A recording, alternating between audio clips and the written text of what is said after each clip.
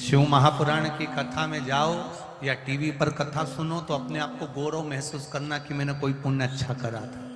और एक आपके घर में अगर बेटी जन्म ले ले, आपके घर में अगर बेटी का जन्म हो जाए तो अपने आप को गौरव महसूस करना कि सारे तीर्थ मेरे घर में जन्म ले लिए। सारे तीर्थ बेटी के पिता को, बेटी की माता को कभी किसी तीर्थ में जाने की जरूरत नहीं होती। अगर बेटी घर में जन्म ली है तो सारे तीर्थ उसके घर में आते हैं। बेटी के माता पिता को कभी तीर्थ जाने की जरूरत नहीं पड़ती। बेटी के माता पिता, जिस बेटी ने तुम्हारे घर में जन्म लिया है, बस बेटियों से एक बात कहना चाहूंगा, माता पिता के घर में बेटी जन्म लेती है तो माता पिता को तीर्थ जाने की जरूरत नहीं पड़ती। सारे तीर्थ बेटी का जहां जन्म होता है वहां आ जाते हैं। बस बेटी से एक निवेदन है कि अपने माता पिता को कन्यादान का मौका जरूर देना, कहीं गलत जगह मत चली जाए। तुम्हारे जन्म से सारे तीर्थ बेटी के जन्म से आ जाते हैं। जिस दिन बेटी का जन्म होता है उस दिन घर में सारे तीर्थ आकर विराजमान हो जाते हैं। उस माता को धन्यवाद, उस पिता को धन्यवाद जिसके घर में बेटी का जन्म होता है। और आपको भी एक निवेदन करूंगा, बेटी का बाप जब बेटी को पाल पोस कर बड़ा कर ले और उसकी शादी करे, तब आप जब भोजन करने उसके घर में जाएं, शादी में जाएं,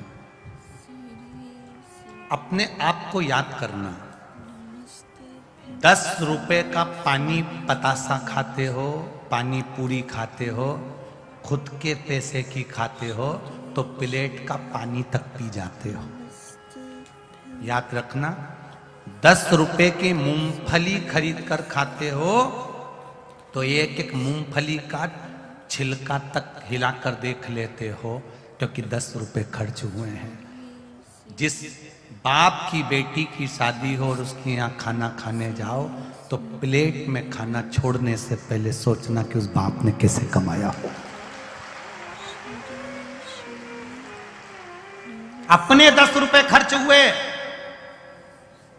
एक आइसक्रीम ली और 10 रुपए खर्च हुए तो डंडी तक चाट चाट कर फेंकते हो, क्योंकि अपने 10 रुपए हैं।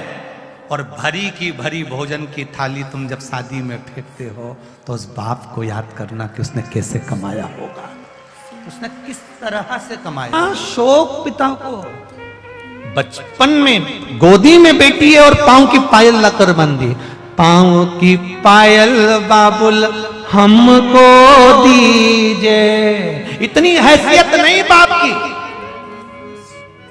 छोटी सी नौकरी है, छोटा सा काम है, छोटी सी किराने की दुकान, कहीं चप्पल जोड़ रहा है, कहीं झाड़ू लगा रहा है, किसी के यहाँ पोछा झाड़ू बर्तन कर रहा है, और बेटी का जन्म हो गया। छोटी सी पायल, छोटी सी पांव की पायल बाबुल हमको दीजिए।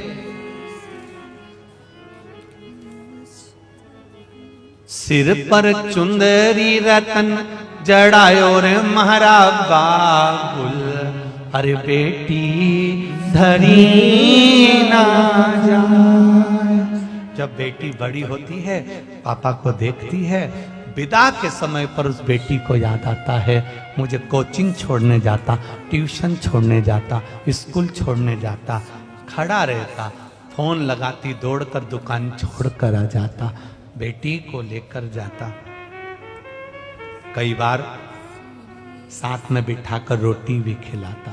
हाँ बेटा ले रोटी खा, मैं बना देती ना, पापा मम्मी बना रही ना, ले तू बैठ। और बेटी पापा के साथ बैठकर रोटी खाती। जब विदा होती है, शादी में आए हुए कुछ लोग कहते हैं साहब गुलाब जामुन अच्छी नहीं बनी, साहब पूड़ी बहुत मोटी कर दी। तब उस बाप से पूछना जिसने 1-1 रुपया जोड़कर अपनी बेटी की शादी करी होगी और आंख से आंसू बहाते समय बेटी को गले लगाकर कहा होगा, लाडो कुछ कमी क्षमा करना, तेरा पिता। बेटी जाती भी है तो बाप को देखती देखती जाती है।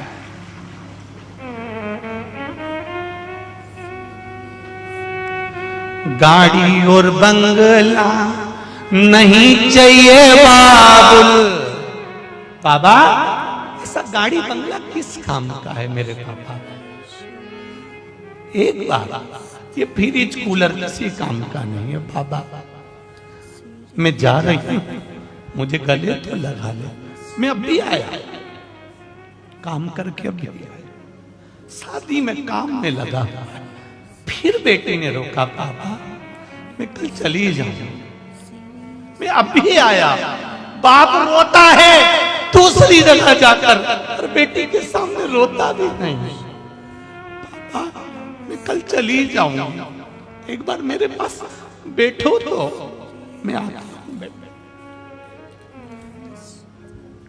भास्कर देव ताप्ती को देखकर कहते, मैंने तुझे कितना अपशब्द कहा, मैंने तुझे भद्रकाली कहा, लाडो क्षमा करना।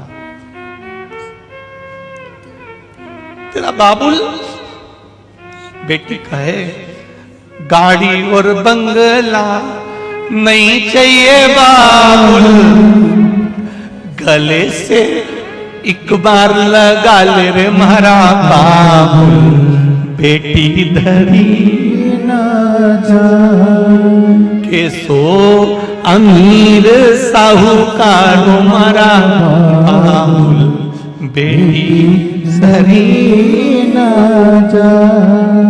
बाप गले लगाकर बेटी को जब गाड़ी में बिठाकर भेजता है, सारा सामान भरकर जब भेज देता है, अकेला घर में बैठा रहता है ना, तब याद आती है। अभी होती ना, चाय बना कर दे देती। कितना धन, क्या करूं उस धन का। परमात्मा ने बेटी रूपी जो धन दिया है ना साहब, उसके बराबर दुनिया में कोई पूंजी हुई नहीं है, कोई पूंजी नहीं। और मेरी बेटियों से निवेदन है, पापा जैसी दौलत, बाबुल जैसा धन बेटियों कभी नहीं मिल सकता। जिसने तुम्हें कपड़े तक पहनने को मना नहीं करा कि तू जीन्स पहन रही कि टी शर्ट पहन रही, बस इतना जरूर कहा है, मेरी लाज रखना छोरी, मैं तुझे दूसरी जगह पढ़ने भेज रहा हूं, मेरी लाज रखना बेटा।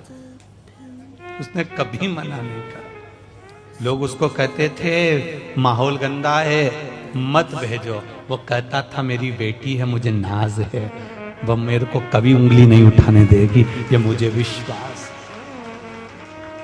ये मेरी बेटी है। मेरा निवेदन है, बेटी धन है, बाप भी कोई दौलत से कम नहीं है। पापा जब तक जिंदा रहते हैं ना, पिता जब तक है ना, दुनिया का सारी दौलत तुम्हारी है। जब तक पिता है ना बेटियों, तब तक तुम दुनिया की सबसे सुंदर राजकुमारी हो और दुनिया की सबसे बड़ी सेठानी। और मेरे बेटाओं से भी निवेदन है, बेटों से, जब तक तुम्हारा पापा है ना, तुम्हें पलट कर देखने की जरूरत नहीं है, सारे दुख को वो झेल लेता है वो बेटा। पापा दौलत है, पिता दौलत है। उस पापा को, उस पिता को, उस बाबुल को पहचानो। माँ लाड लड़ाती है, धन दे देती है, तुम्हारी हेल्प कर देती है, पर पापा तुम्हें संवारने का प्रयास करते हैं, उसको पहचानो।